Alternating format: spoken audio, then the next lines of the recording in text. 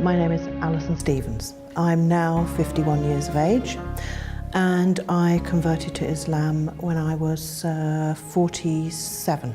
I was born in England, but my parents are Irish Scots. My father was in the oil industry, so we moved all over the place.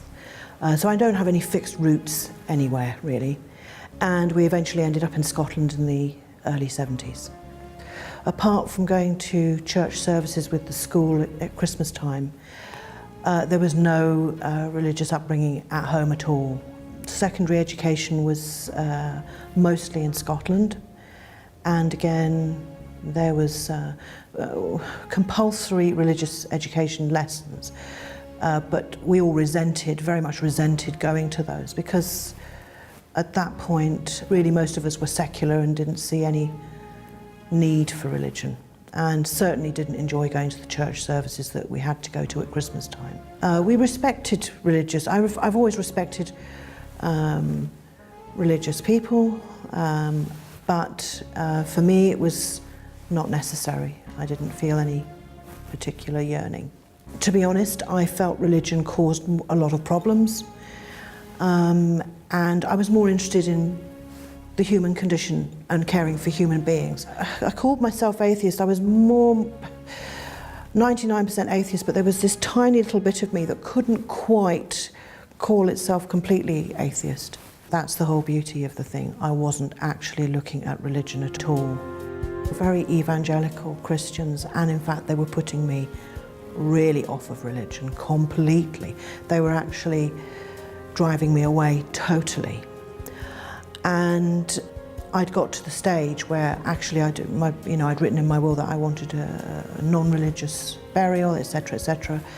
But what happened was, every day when I went to work, they had the Bible open and they would quote bits of the Bible at myself and as other non-believers, and would go on, and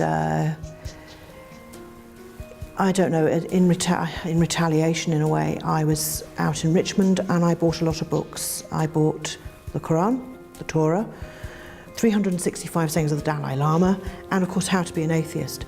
So when they got to work on the Monday, I lined the books up next to theirs, and of course when they saw this, I'm saying, well, seeing as you're so interested in religion, I felt it was time you broadened your horizons. I was so angry at them because they were splitting the unit and causing a lot of problems. And within a few days they asked me to remove the books, and they promised they would no longer talk to any of us about religion. Fine. And I took the books home and was just flicking through them very quickly, and again didn't feel anything particular, but I opened up the Quran thinking, okay, let's just see what this is all about. Quickly scanned through the first chapters, and the first thing I read was, oh, the women. Oh, I'll read this. Opened it up and started reading it, and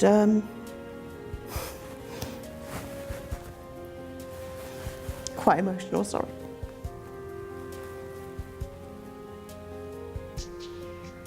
The shock was quite profound. Even now, it's quite profound. Anyway, I remember reading the words and thinking, well, this isn't what I expected.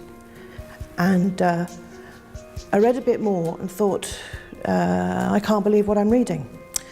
So I shut the book and thought, okay, I've read a bit now, that'll do me.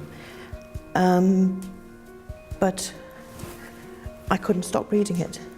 So a few days later, I decided to read from the front.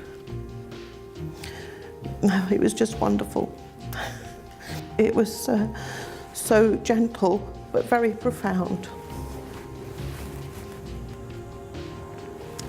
It was very powerful, just reading the words. I desperately tried to rationalize it and kept reading, and the more I read, the more it made sense. And as I say, it really was like a light had been turned on. Very bizarre for somebody who'd been so against religion.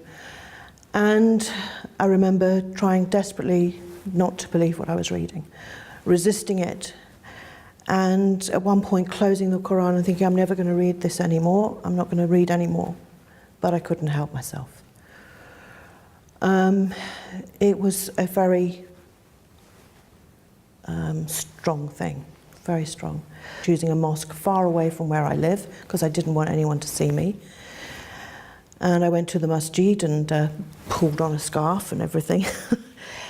And met this imam who confirmed that what I was reading was not the most beautiful of translations, he said, but actually was accurate. And I remember him saying, "Are you planning to convert?" I said, "Oh, certainly not. I've just come about the book, you know." And I tried to make it some sort of intellectual exercise, but there was something deep inside that was changing, quite dramatically. I did my shahada, but I did it completely voluntary. There was I just felt inside it was right.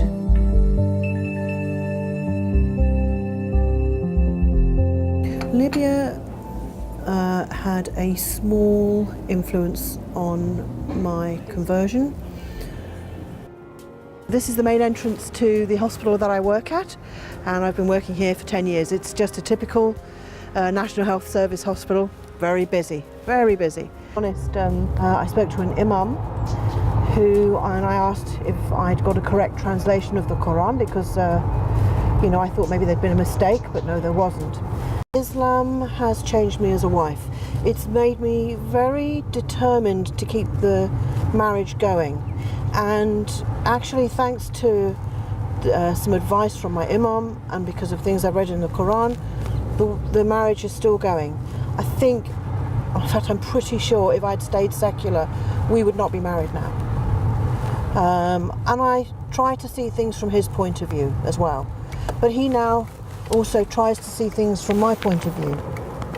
And I'm actually, because I'm stronger and more confident,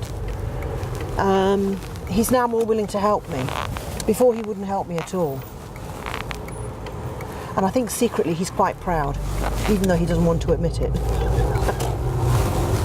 Met her in 2007. She has a better memory than I do. And I was asked to meet her because my daughter was going to an Islamic school in Egham. And one of the girls said, Miriam actually, wasn't it? Yes. Would you mind meeting up with Allison and having a chat?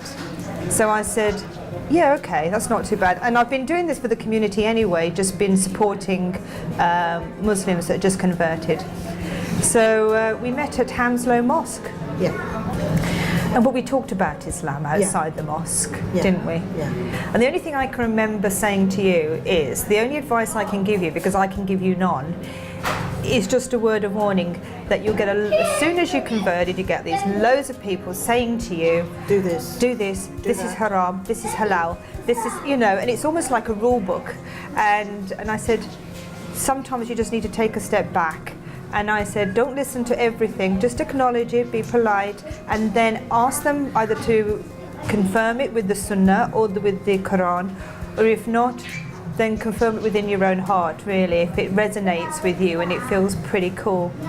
I said, because they can drive you absolutely mad and you get told so many different lies or discrepancies that it drives you, you know, okay, what is this, what is that? Not to rush things. Because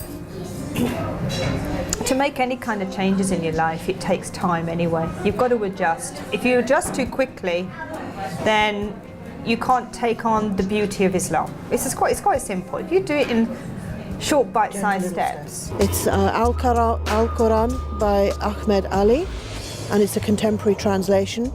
And again, this is the Quran that I first went to Regent's Park Mosque with. Just to stress, it isn't the most beautiful of translations, as they've said, but it's got beautiful footnotes and very, not easy to read, but it's written in a beautiful language. This is from the family of Imran 3129. Remember, to God belongs all that is in the heavens and the earth. He may pardon whom he pleases, and he will punish whom he will. Yet he is God, and he is forgiving and kind. And finally, something I hold firm to, because it's very easy to get into arguments with people. And simply it's this: remember, to you your way, and to me my way.